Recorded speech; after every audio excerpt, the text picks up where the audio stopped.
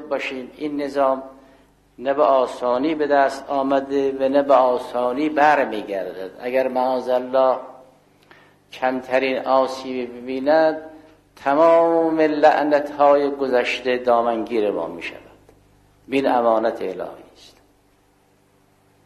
الی یوم القیامه هر مسلمانی که بیاید لعنتش دامنگیر ماست.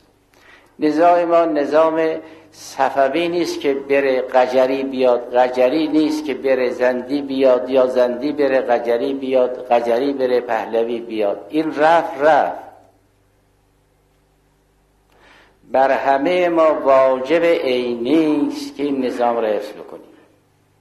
کاری که باعث تضعیف این نظام است، باعث تفرقه است، باعث نفاق افکنی است، باعث خدای ناکرده طمع بیگانه است، حرام عینی.